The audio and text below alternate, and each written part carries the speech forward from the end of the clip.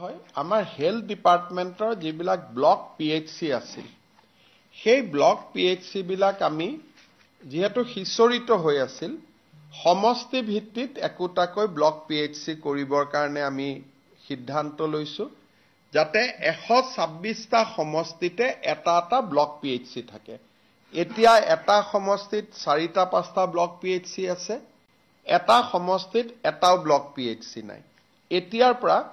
126টা সমষ্টিতে এটা block PHC থাকিবই আৰু কোনোবা যদি ডাঙৰ সমষ্টি আছে হাফলঙৰ দৰে তাত দুটা ব্লক পিএইচসিও থাকিব পাৰিব আজি আমাৰ কেবিনেটত আৰু কেইটামান খুব গুৰুত্বপূৰ্ণ সিদ্ধান্ত গ্ৰহণ কৰা হয় এটা সিদ্ধান্ত আমি বাজেটত ঘোষণা কৰিছিলো আপোনালোকে জানে যে আমি কৃষকৰ পৰা ধান আৰু সৰিয়হ ক্ৰয় কৰো আৰু বৰ্তমান সময়ত আমি ৰাজ্য চৰকাৰৰ পৰা ইয়াত কোনো পইচা নিদিও কেন্দ্ৰীয় চৰকাৰে যেটো এমএসপি নিৰ্ধাৰণ কৰে তাকে আমি কৃষকক দিও ধানত এতিয়া এমএসপি কিমান হৈছে আমি ধানৰ ক্ষেত্ৰত 2300 rupees আমি কৃষকক দিও সৰিয়হত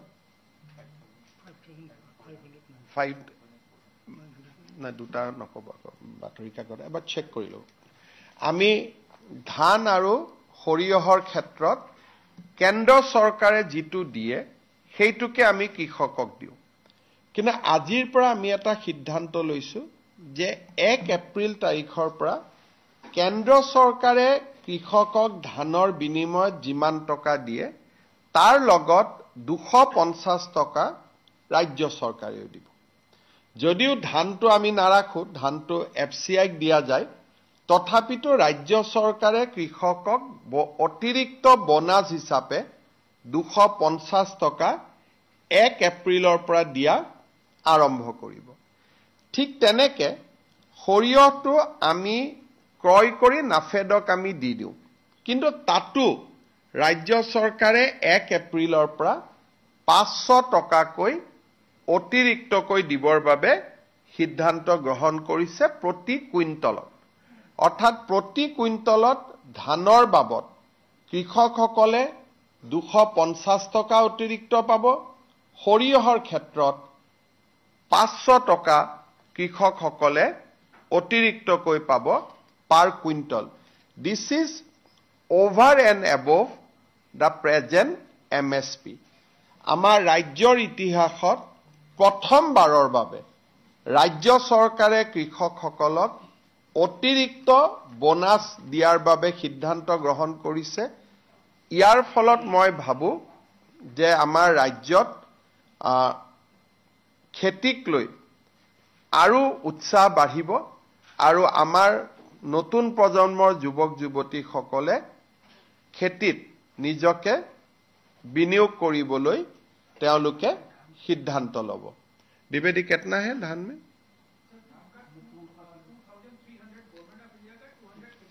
तो 2300 ভাৰত চৰকাৰে দিয়ে 250 টকা আমি দিম অৰ্থাৎ 1 এপ্ৰিলৰ পৰা প্ৰতি কুইণ্টলত কৃষকে 2550 টকা লাভ কৰিব It is a huge jump. আপোনালোকৰ যদি মনত আছে অসমত 600 টকাত প্ৰতি কুইণ্টলত 2021 চনত ধান বিক্ৰী হৈছিল 600 টকাৰ পৰা 4 বছৰৰ ভিতৰত কৃষকে এতিয়া 2550 টকা লাভ কৰিবলৈ সক্ষম হ'ব মাষ্টাৰ্ডৰ ক্ষেত্ৰত ভাৰত চৰকাৰে 5950 টকা দিয়ে ৰাজ্য চৰকাৰে এতিয়া তাত 500 টকা অতিৰিক্ত দিব ইয়াৰ মিনিংটো হ'ল যে প্ৰতি গৰাকী কৃষকে 6450 টকা তেওঁলোকে লাভ কৰিব 6450 rupees এটো হেনে হিচাপ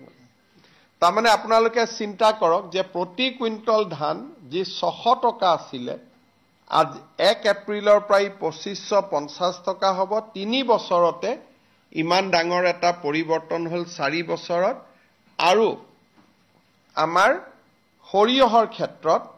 আমি 6,450 টকা কৃষকক দিম 5,950 টকা ভাৰত চৰকাৰে দিব 500 টকা ৰাজ্য চৰকাৰে দিব এইটো এতিয়া আমি দিম ভৱিষ্যতে বাঢ়িহে যাব পাৰে যেতিয়া প্ৰত্যেকবাৰে কেন্দ্ৰীয় চৰকাৰে বঢ়াব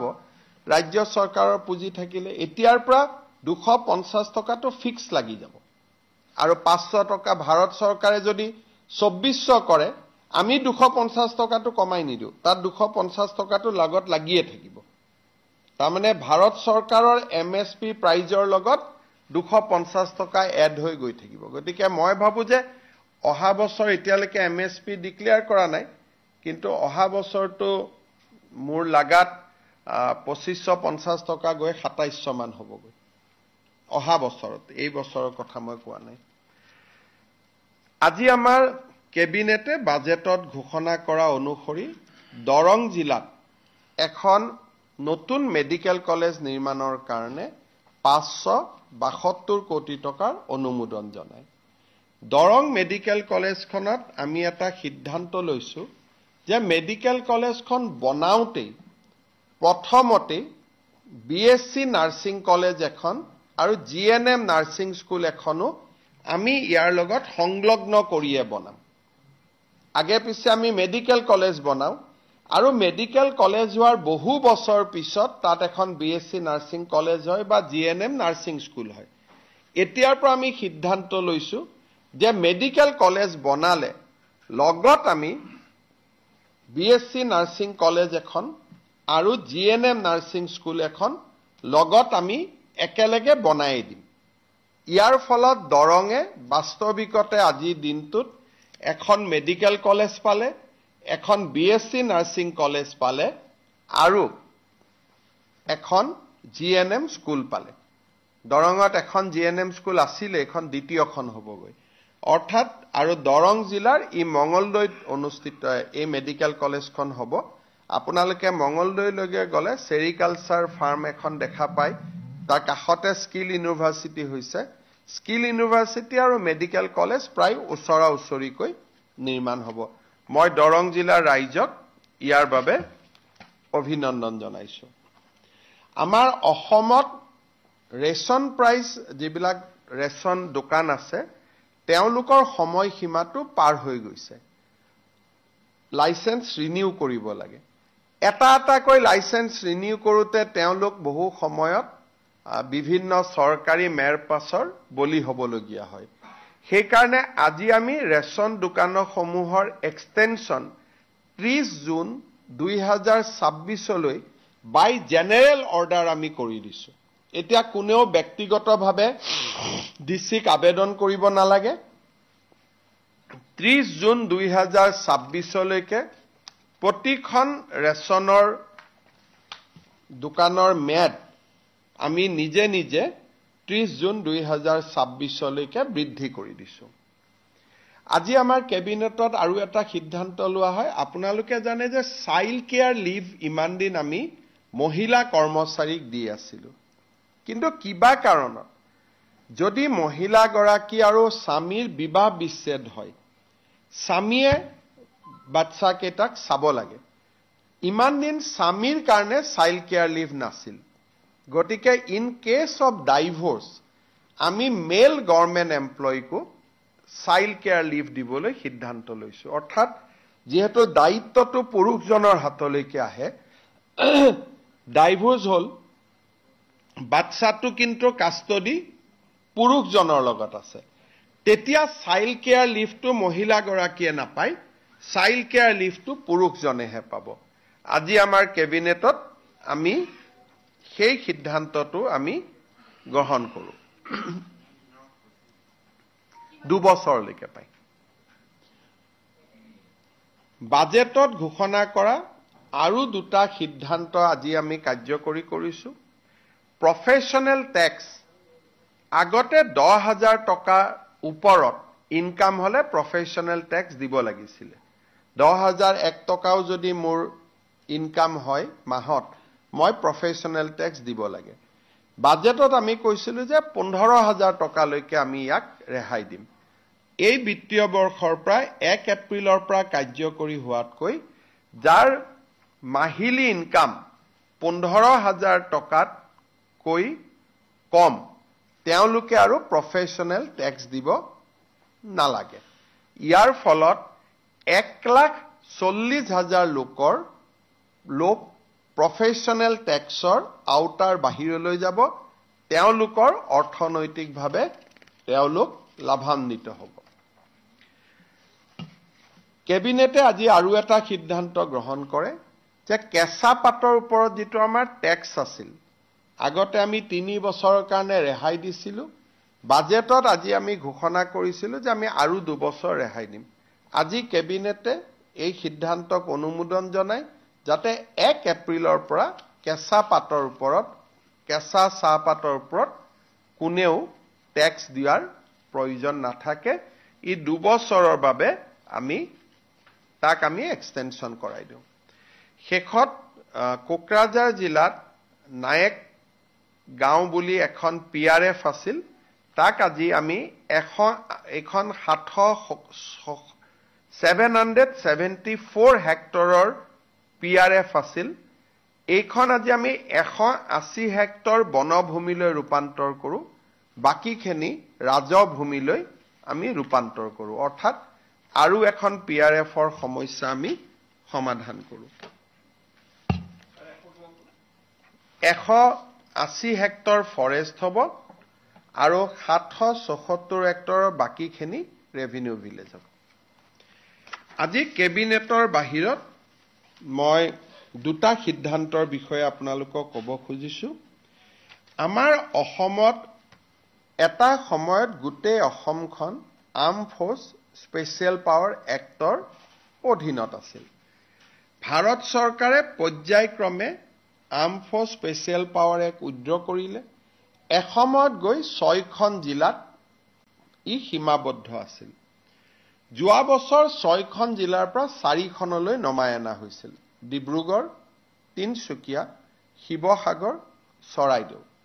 আজি ভাৰত চৰকাৰে ডিব্ৰুগড় জিলাকো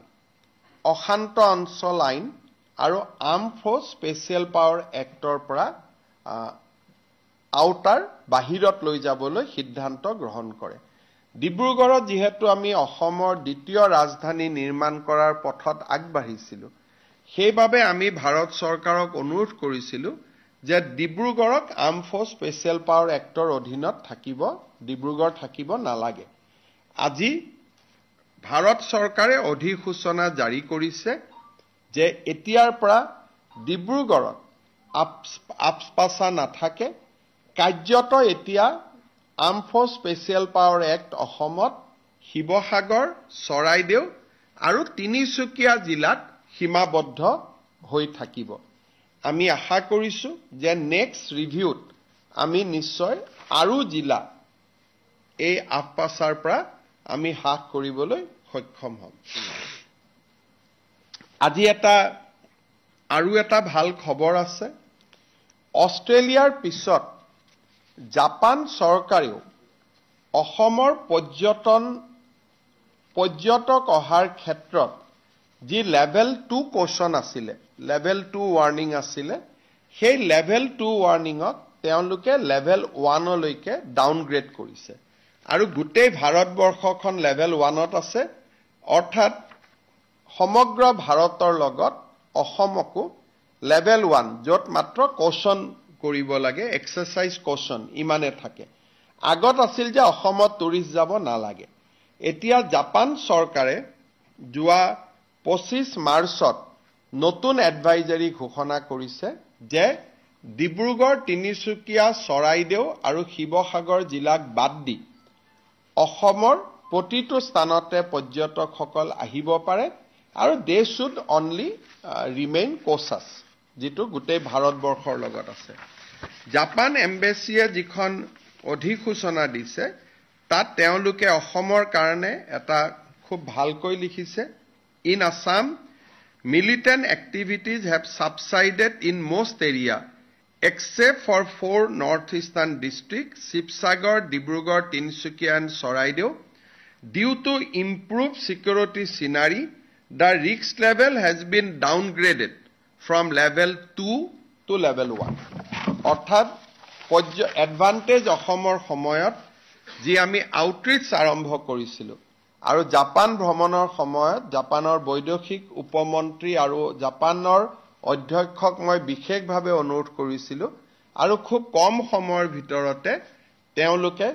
আমাৰ অসমত পৰ্যটন আহিব পৰা ব্যৱস্থা কৰি দিয়ে।